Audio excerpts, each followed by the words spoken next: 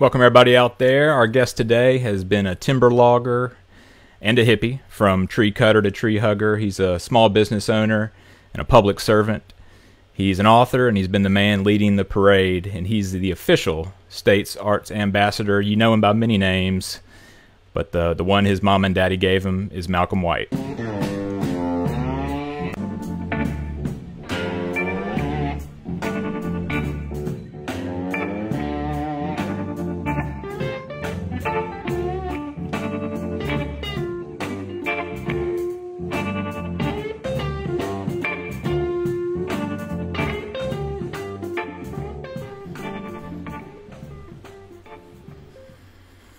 Welcome back to The Connect, our arts and culture show, connecting you to cool places, ideas, and landscapes beyond your front door and all across the map. And today we are joined by a friend of mine and a friend of all y'all's, is Malcolm White, Director of the Mississippi Arts Commission. Malcolm, how are you? I'm really well. How are you? I'm doing good. So where are we? Where are we in your house here? Well, I'm in the basement. I guess this could be a 21st century version of the basement tapes.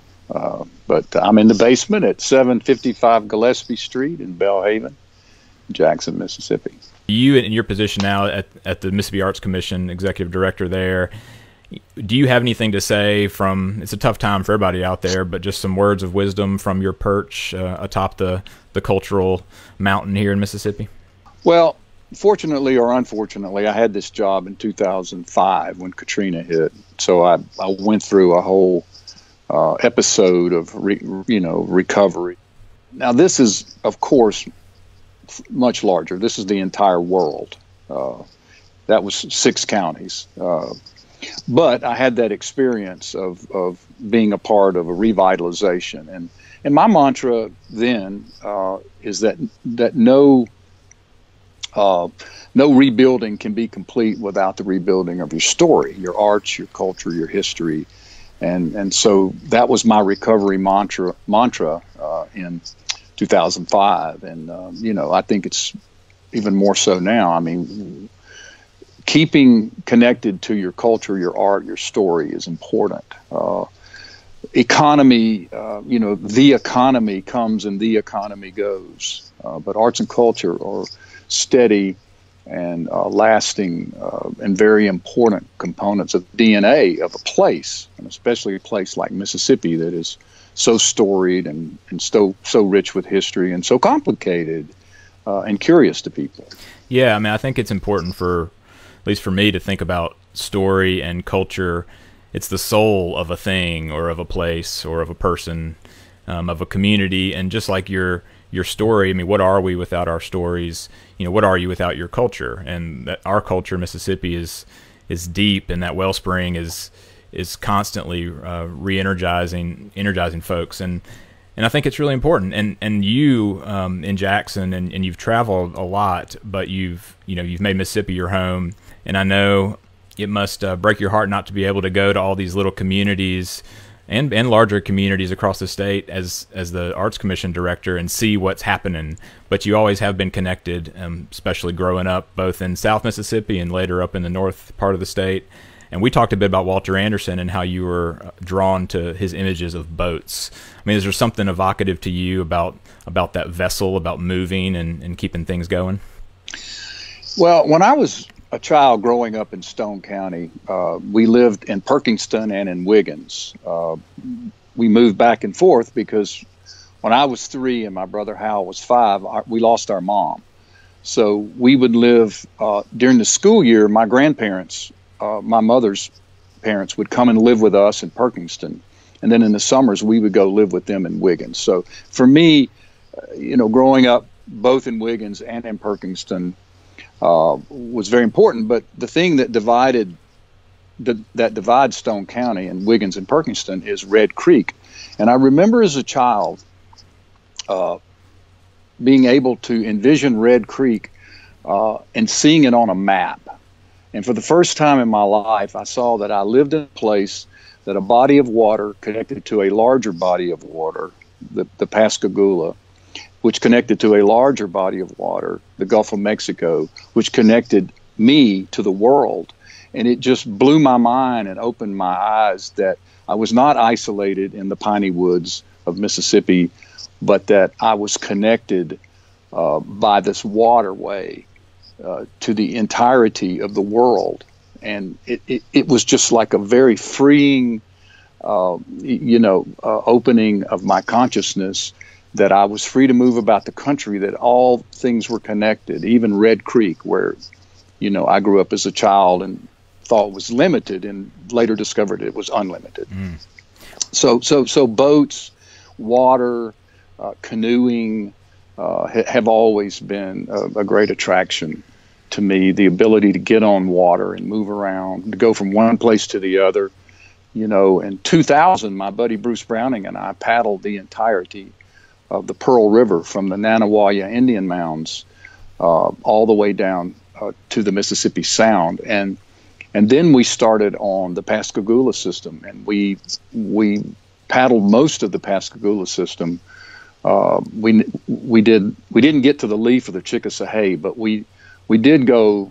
There are 7 tributaries of the Pascagoula. We paddled 5 of them and went all the way into the Sound on the Pascagoula Riverside. So I have entered the Sound both from the Pearl on the west side and from the Pascagoula on the east side. And those are just things that, are very important to me. And I know that Walter Anderson's boat was very important to him because it gave him the opportunity to leave land, to leave family, to leave responsibility, to leave, stress and work behind and go out to Horn Island and be in another place.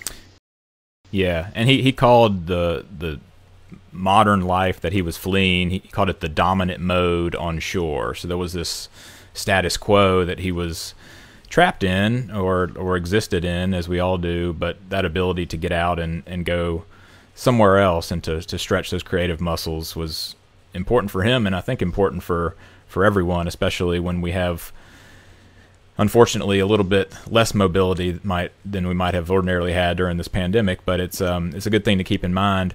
But I wanted to structure this conversation around some of what we promised in the promotion, which is that you have many faces. So you've got a beautiful face now with that glorious beard, but there was a time when you were a clean-shaven senior fullback up in Boonville, and I want to hear a bit about your gridiron days, or just about that upbringing and that time in your life. Well, first of all, my father, before he was a college president, was a coach. My dad went into the military, and when he came back, he finished college at Perkinston and began to work as a teacher and as a coach. He coached girls basketball, he coached football, he coached baseball, he coached track. And he worked his way up from a coach at the high school to a coach at the community college, to the athletic director at the community college, to the dean of the community college. And then ultimately he became president of a community college. But he was first and foremost a coach. His nickname was Wah Daddy, and it was given to him fondly by his players, because they said he coached like a general would approach a war. That his coaching style was a military style. He was very rough on the players and very demanding. But anyway, so I grew up in the sporting life. I grew up playing basketball, baseball, football, and as did both of my brothers. My brother Hal and my brother Brad we all played college football. Brad, the most successful, he played at Ole Miss. Hal and I played at Northeast, where my father reconstituted the team after we moved up there. So we left the Piney Woods coastal plains of South Mississippi in 1965, moved to Boonville, where Hal and I went to high school and then on to college. In high school, I played football and basketball. But again, I just grew up being an athlete. I loved playing sports, and I was a pretty good ball player in high school and decent in college. Though my second year in college, I did get I got very sick. It was very strange. I got very sick with meningitis, of all things, and really couldn't play my second year, which was my sophomore year, which in junior college, is your last year. But I was able to get healthy enough to place kick, and I loved kicking. So anyway, that was my career in football. And so you graduated high school when? 1969. Because we want to dive into another face of yours, which is your 1971-72 driver's license. You got some killer sideburns. I bet I do. I can't see it, but you know it. Like a lot of people, I've had a lot of different facial hairstyles. I've had Fu Manchu, I've had goatee, I've had full beard, I've had mutton chops, whatever. God didn't give me a lot of hair on top of my head; He gave me a lot on my face. So I've had a lot of. I even had a handlebar mustache one time. I had a soul patch one time. I've had it all. If it could be grown, I had it. So when you got that driver's license, because we also have an image of your Volkswagen van. I mean, what was that like? We talked about boats, but did you have a wanderlust going when you first got mobility? Oh, absolutely. My first car was that Volkswagen van that my dad bought me, and boy, he did not want to buy it for me, but he promised me a car when I graduated from Northeast, and so he begrudgingly bought me a Volkswagen hippie van. And of course I tricked it out immediately. I took the seats out of the back, I put a futon in, my grandmother made curtains for it, and I mean I was off to see the world, hair flying, freak flag at full mast. But yeah, I mean, and one great thing about my dad being president of community college, he knew a lot of people, and particularly in Jackson and Washington, D.C. He was great friends with our congressional delegation, with Jamie Whitten, with Jim Eastland, with John Stennis. And in the summers of 69, 70, and 71, I worked in Washington, D.C. for John Stennis in his Senate office building. And man, that blew open all kind of doors for me. I'll never forget that 69, the summer of 69, I was living in D.C., but I hitchhiked from D.C. to Atlanta by myself, went to the first annual Atlanta International Pop Festival, and then hitchhiked back to D.C., and there I saw, Janis Joplin, Jimi Hendrix, Led Zeppelin, Creedence, you name it. And I did all of that in one weekend simply by hitchhiking from Atlanta, from D.C. to Atlanta and back to D.C. So I was a pretty curious and restless young person. And when I wasn't driving my van around, I was hitchhiking. And at that moment in time, what did you think you'd be, or where did you think you'd be when you grew up? That's so weird because, while I was, really interested in the alternative culture, I was very interested in the beats and the hippies and the pop culture, and I was totally fascinated by what was going on in San Francisco and in the Village in New York. But I actually thought, because in those summers I was working for a United States senator, I actually thought I would be a public servant, which oddly enough, at a very late age, I became a public servant. But I figured I would be a public servant, a politician, a college professor, something along those lines, but was in no hurry to get there. In fact, John Stennis offered me a job in his office when I was leaving in 71, a permanent job to come and live in D.C. And I just wasn't ready for that. I was still really interested in seeing what was out there. So I declined respectfully and went on back to Boonville. And eventually I ended up in California, which was another fabulous experience in my life. I got to live out there for a while in Los Gatos, California, and drove my van out there, by the way. And I mean, that's really interesting, to the retrospective quality of looking back on our lives and trying to piece together maybe how much of it was doors opening that we just happened to walk through, or just these lingering ideas of who we might be. And I think the public servant aspect to you, I never knew about your DC time, but you have been a politician in all the best ways of being a cheerleader and the Pied Piper of arts and culture, and you were doing that long before you became the Mississippi Arts Commission director, and you were director of tourism as well. I mean, a lot of people know you for leading the parade, starting the Mal St. Paddy's parade, now the Hal St. Paddy's parade. So, you know, that was 83, I believe. But how take us back, because we couldn't be at the parade this year, and I see you're getting donned up. So there we go. There we go. Well, in 1983, I had just wrapped up a tenure as the manager of George Street Grocery, which was a fabulous time for me.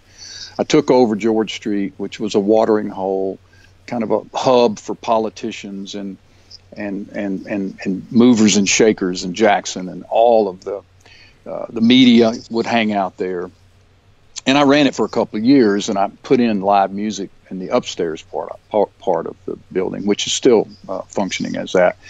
And I brought in artists like Mose Allison and B.B. King and all sorts of John Lee Hooker. I mean, you wouldn't even believe that I was able to get these gigantic artists to come play this tiny little room, Gatemouth Brown, lots of others. But I had a wonderful time there. But it occurred to me, first of all, I didn't want to work for anybody else. By this point, I had figured out that I liked what I did, which was running bars and restaurants. I'd worked in kitchens. I had run lots of places. I couldn't even begin to name them all. I either owned part of them or managed these places. But in 83, I had pretty much had enough of the day and night, all night life, and I'd quit my job as the manager there, and I decided I was going to become a special events producer. I set up a company called Malcolm White Productions, and that's where the St. Paddy's Parade came from. That's where Wells Fest came from. That's where Jubilee Jam, the work I did on Jubilee Jam was based around Malcolm White Productions. I booked Elvis Presley Festival in Tupelo. I had all sorts of gigs that I did. But we had been having these St. Patrick's parties at George Street, and very successful. I had lived in New Orleans in 1975 and 1976, and I ran the Bourbon Orleans Hotel. I was 24 years old, and my brother and a bunch of my friends came and lived in New Orleans, and we had a blast. And New Orleans was my first culture center. When I grew up in Perkinston and Stone County, we looked to New Orleans for all influence: music, radio stations, food, jazz fest, carnival, Mardi Gras. All of that was based down there. And oddly, when I was living in California, it occurred to me that where I really wanted to be was in New Orleans.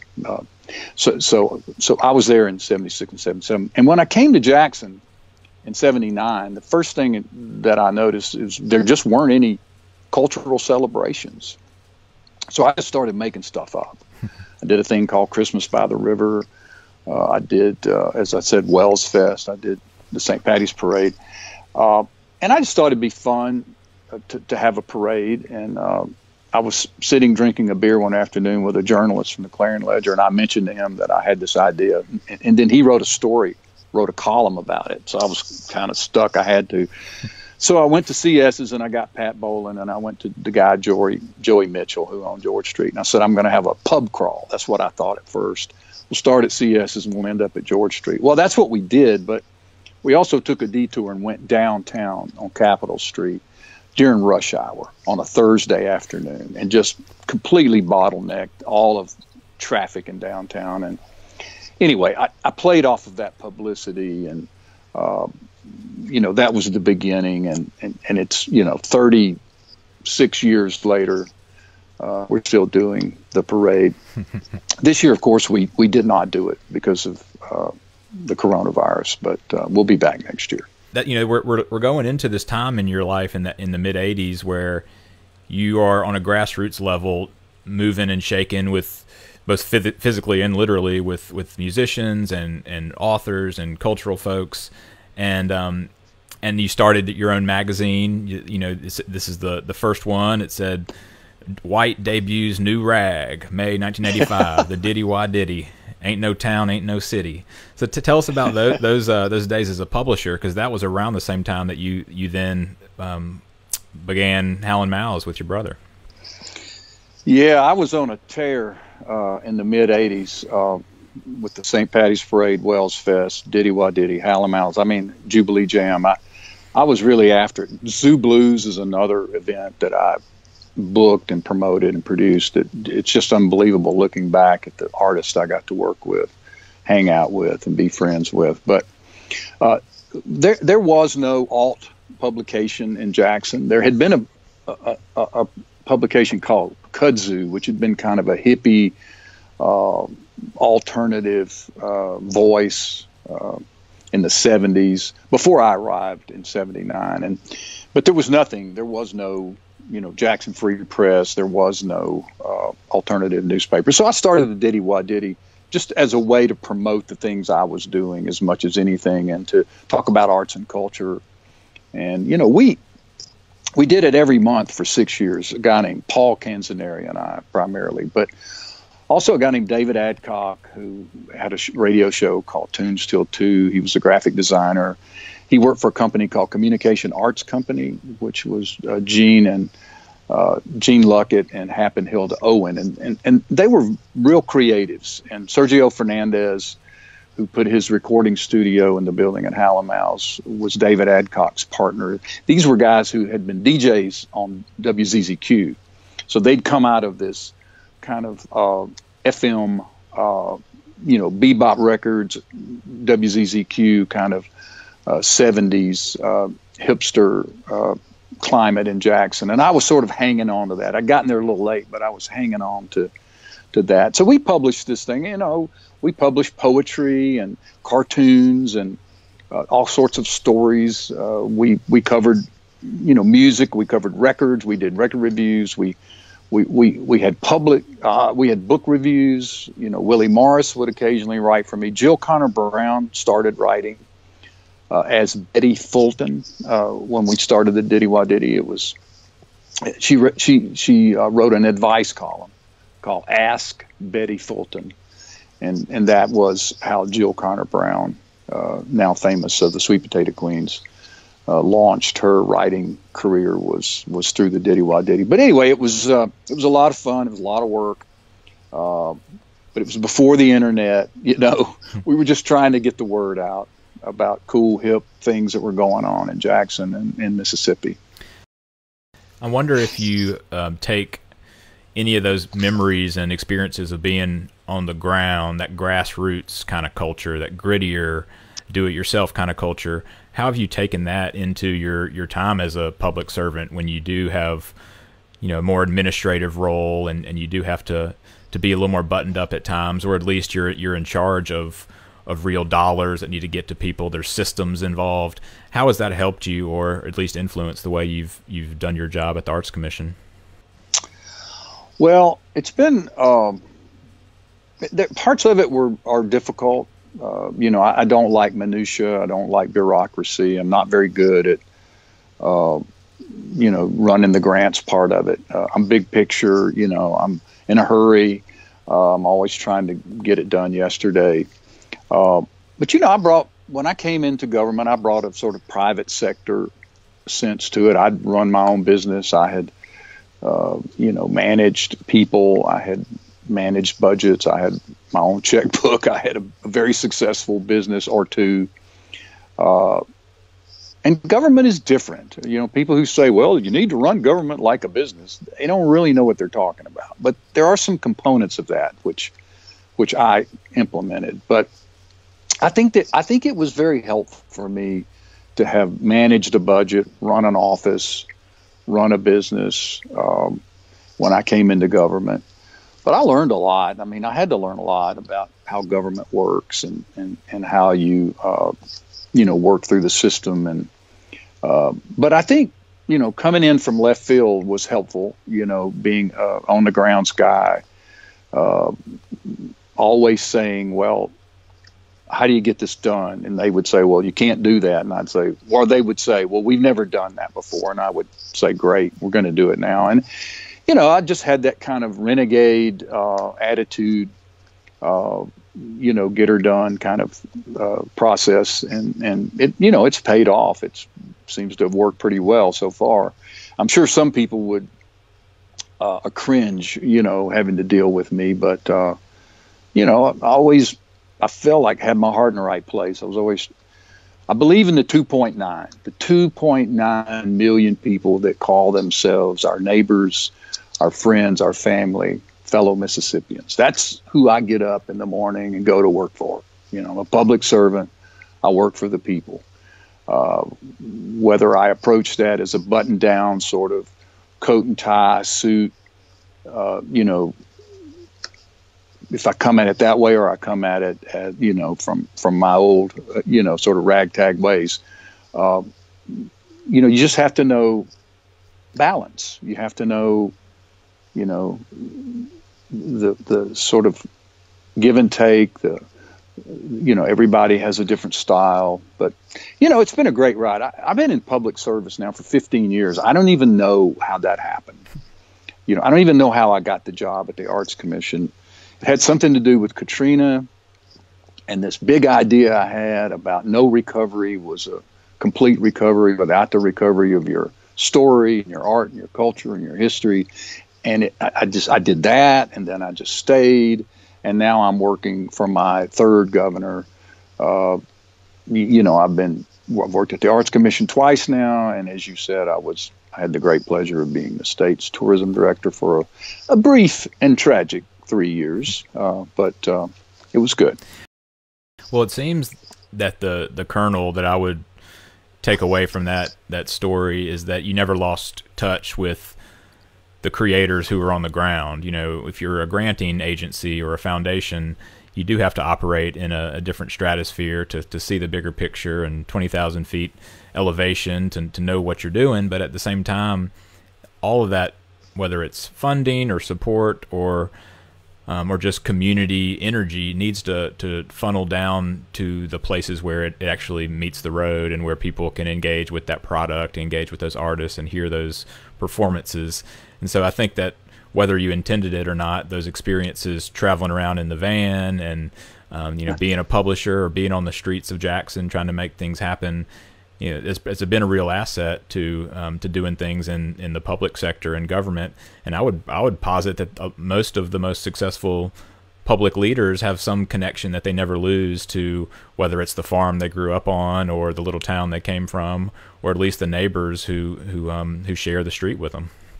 You went from a publisher to an author as well, and right now we're looking at some of the images that Ginger Williams Cook, a very talented artist and illustrator, did for The Artful Evolution of Hal and Mal, which came out by University Press in Mississippi. What was it like to see that story unfurl with art, an actual visual artistic medium, and your stories coming together to play with each other?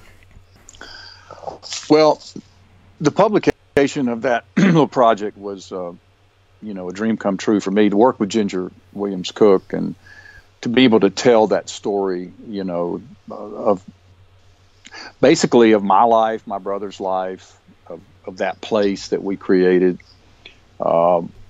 We talk about our influences and our I talk a lot about where we came from and, where the recipes came from and our family. And, but it was great working with Ginger because she's such a great artist, and she took all of these vignettes, these little stories that I wrote, and put beautiful art to it. And we had a fantastic time traveling around promoting the book. I think your book was coming out about the same time. And I think you said of your book that you taught yourself how to write a book by writing a book. Well, same was true for me. I mean, that's how I had no idea.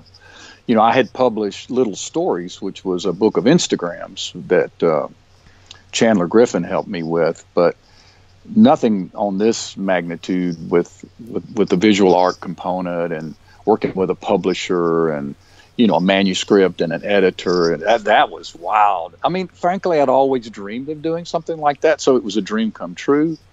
And this idea that I could tell these stories about my brother, my brothers, my family, my father, my grandparents, I got to really, I guess it's sort of a memoir of sorts, but, and all based around, this place called Hal and Mal's. So it was great. It was fun. And, the book was a joy to be a part of. Back to that conversation about publishing, I was saying, well, if it doesn't work out with the publisher, you can just start your own, your own publishing outfit. And I think the perfect name would be Malcontent, because you got Mal in there and you got the content and they come together to paint you perfectly. So you keep that one in case you need it. But tell us about the children's book. I will. Before I was Malcolm White Productions, my friends thought that I should call my company Another Malfunction. So, which I thought was kind of funny. So, this is one of the panels from this book that I wrote about 10 years ago. And it's about this kid named Henry. And that's Henry there. It's called Henry, the Boy with Very Long Legs. And this is the verbiage that goes with that panel. And it says, but sometimes he was sad because he knew he was different. Henry was a boy with very long legs. So, but it was a dream. I had this dream a long, long time ago about this kid with long legs. And when I woke up, I remembered every bit of it. And I sort of, like many people do, I just jotted it down and later worked on it and got it into, a large enough story. And then I began looking for an illustrator, and I just never could find one. I couldn't find anybody who was interested in telling Henry's story. And so I just decided to illustrate it myself, just to do these collages and self-publish it, of course. I mean, I'm not looking for a publisher. I'm not foolish enough to think that that's what this is about. I'm not expecting, to win the Ezra Jack Keats Award. But I do want to tell this story. I wanted to tell this story for a long, long time. And now, it's going to be able to be birthed. So it's Henry, the Boy with Very Long Legs. I love it. Well, I wanted to give folks, too, just a little bit of a snapshot, another back in time. We got Forbert playing at Hal and Mal's from the 80s. And you had so many people come through there. I mean, it was really, it's such a remarkable historical place. And I mean, I think that was put into the history books officially when y'all got a marker out there in front of Hal and Mal's. Yeah, we do have a historical marker, and we are in line to get a blues marker. We haven't gotten it erected yet, but it's been a great 35-year run. We opened with Albert King, and we played B.B. King and Mose Allison and Warren Zevon and John Prine and everybody who was working from the mid 80s up until about 2000, before the casinos came. We played them at Hal and Mal's. I called Hal and Mal's a ladder club, that we caught artists going up the ladder and going down the ladder. And we were uniquely positioned there. We had this gigantic warehouse.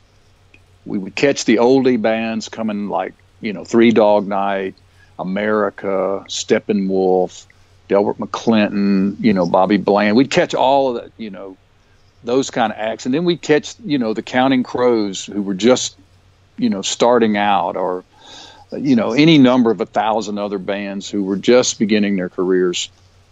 And we played a lot of singer-songwriters, which is now sort of called Americana. We do these singer-songwriter nights. And you mentioned Steve Forbert. It's interesting with Steve, we started playing Steve. He had that huge hit, Romeo's Tune. And I think I was really the first to bring him back to Mississippi in a giant setting where, lots of people could come and hear him. But we worked together for years. In fact, we just gave him the governor's Arts Award last year at the Mississippi Arts Commission, which really, talk about full circle. You know, you knew a guy who was a folk singer. He's from Meridian. You know, he played in your club. I booked him all over. I booked him down in Destin. I booked him here and there, and we were friends. And I took him to meet Jack Owens one time, the great blues player. And Steve and I were just buddies, and we worked together. And then, you know, last year we were able to give him the Governor's Award. Well, he was nominated and received the Governor's Award. And so, you know, there I was, you know, wasn't running the club anymore, wasn't really working, you know, live shows anymore, but I was running the Arts Commission. So our world connected. And by the way, Steve has written a book called The Life of a Folk Rocker, about his career going to New York on the train and, you know, having his first big break and, you know, and all of that stuff. So anyway, yeah, we don't do as much live music as we used to. You know, Arden Barnett and Dooling Hall, you know, he's doing a lot of the stuff that, you know, we would be doing if we were still doing that. We're doing a lot more local stuff now, local regional stuff, but we're still in the live music business. We hope. We'll find out when we reopen here in a week or so, and just see what the future of live music and nightclubs and you know, crowds are like. The truth is, none of us know what any of that's going to be like. Restaurants, nightclubs, bars. I don't know. I have no idea. Yeah. But we're going to give it a shot. We know you are. And you were referencing something, which I don't know this story, but you told me that, to bring it back to Walter Anderson, you know, Walter's wife, Sissy, Agnes Grinstead Anderson, was such an amazing figure, and you know, her memoir, Approaching the Magic Hour, is a definitive personal look at Anderson. And I know you've been to the cottage down here before the museum was open. You've seen the little room, but you said you also had a story of Sissy at Hal and Mal's. So yeah. I got to hear that one. Well, I had met her on many occasions by coming to Shearwater and going to the gift shop, and she was always there. And I would take my daughter every year to the coast for a pilgrimage back to where I came from. You know, we'd go to Wiggins and Perkinston and Red Creek, and we'd go to, you know, Shearwater. We'd go to the Anderson Museum. We would go to all these old restaurants, the old Biloxi Schooner. We would go there because when I was a kid, we used to eat pressed po' boys there. And what's the one downtown in Henrietta's in Ocean Springs? There was a little place called Henrietta's. We'd go there. But we'd always go down to the gift shop and talk to Sissy. Well, when I opened up the restaurant, when Hal and I opened up the restaurant, she came up to visit. Mary brought her up to Jackson for some occasion, probably something to do with the publishing of her book. And they came by Hal and Mal's to eat, and they sat at the corner table, which is the Willie Morris table, the Sambo Mogby Willie Morris Memorial table. And I saw them, I said hello to them, and someone called me and said, look, you know, Miss Anderson wants to talk to you. She's got a question for you. And I was like, oh, okay. So I went to the table, and she had the menu. And in the menu, I had written this little brief vignette about our seafood gumbo, which was my Aunt Murtis's recipe. And my Aunt Murtis in L.A. had a fish camp at Mary Walker Bayou down off of the Pascagoula River. And we would go there and stay in their camp and fish and crab and shrimp and make gumbo. And that's where Hal and I learned to make this style of gumbo with the dark roux, with the okra and the vegetables and stuff. And I had written in the menu that we learned to make gumbo from our Aunt Murtis, who had a camp at Mary Walker Bayou close to the hamlet of Van Cleve. Well, Sissy was sort of offended by that, and she called me over and she said, you've got some information in your menu wrong here. She said, Van Cleve is not the closest hamlet or village to Mary Walker Bayou. It's Goche, where I grew up. And I said, oh, well, thank you for correcting me. And then the next printing of the menu, it referenced the Hamlet of Goche, having been corrected by Sissy Anderson, which I was grateful for her observation. Is it still in the menu? Yes, of course. That's and amazing. Always will be. Well, that's a great place to end. I encourage everyone, once Hal and Mal's is back open, to go there and get the gumbo and to find the connection in the print to Walter Anderson and Sissy Grinstead Anderson, because that's an amazing story, and it just goes to show that Mississippi culture lives and breathes amongst us in the visual art, in the places and the small businesses that house musicians and performances, and then in the food itself that you're able to consume. So I appreciate you joining us today, Malcolm, and helping us paint this picture, this story of who you are, and to a great degree who we all are here in Mississippi, all the artistic threads that come together. So we wish you the best, and I know we'll talk soon, but thank you for joining us. Anything else you want to tell the folks out there?